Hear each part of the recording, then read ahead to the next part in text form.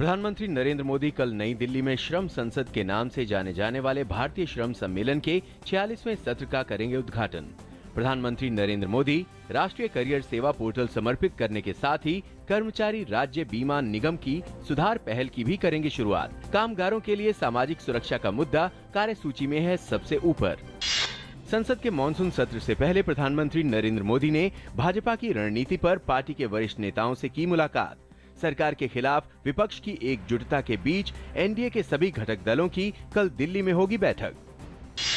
मध्य प्रदेश में भोपाल और उज्जैन में भारी वर्षा से लोगों को राहत। जम्मू कश्मीर में भी मौसम में सुधार के साथ साथ जम्मू कश्मीर राष्ट्रीय राजमार्ग वाहनों की आवाजाही के लिए खोला गया। अमरनाथ यात्रा सुचारू तरीके से जारी। रक्षा मंत्री मनोहर पर्रिकर और गोवा के मुख्यमंत्री लक्ष्मीकांत पार्सेकर ने अमेरिका के एक कंपनी द्वारा कथित रूप से रिश्वत के लेन देन मामले में की सीबीआई जांच कराने की मांग। पर्रिकर ने आरोप लगाया कि दिगंबर कामत के नेतृत्व में राज्य में कांग्रेस की पिछली सरकार के 2 पूर्व मंत्री इस रिश्वत मामले में शामिल हैं। गोवा की परियोजना के लिए न्यू जर्सी की निर्माण कंपनी लुइस बर्जर द्वारा कथित रूप से $9,76,000 से अधिक की रिश्वत मामले में एक मंत्री के शामिल होने की बात कही गई है। पश्चिमी दिल्ली के विष्णु गार्डन इलाके में शनिवार रात को एक 4 मंजिला इमारत के ढह जाने से 5 लोगों की मौत। दिल्ली सरकार ने मामले की मजिस्ट्रेट जांच के दिए आदेश।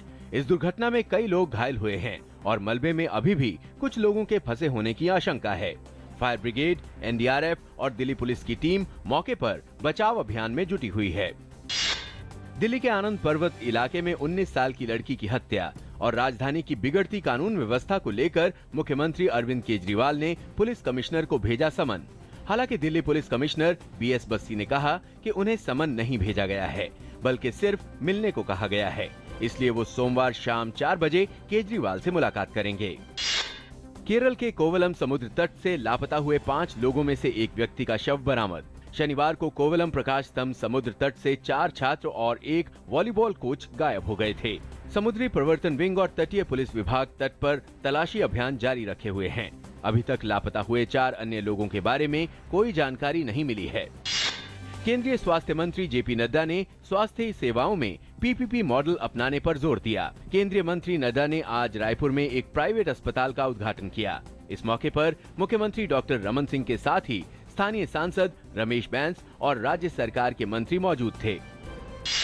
सरकार सड़क मार्गों के आधारभूत संरचना को दुरुस्त बनाने के लिए देश में 10 विश्व स्तरीय एक्सप्रेसवे के निर्माण पर कर रही है काम।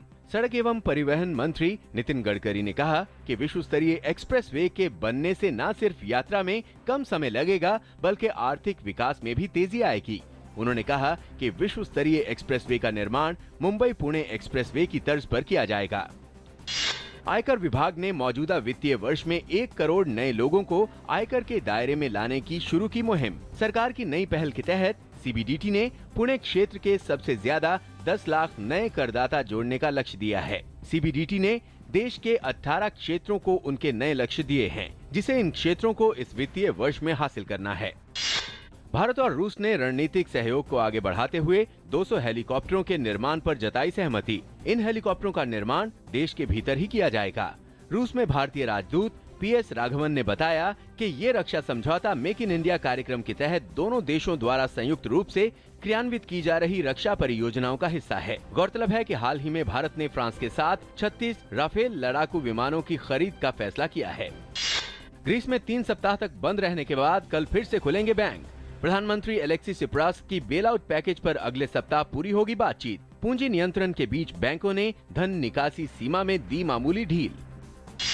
बांग्लादेश में आज सुबह हुई 2 बसों की आमने सामने की टक्कर में करीब 14 लोगों की मौत, 50 से अधिक यात्री घायल।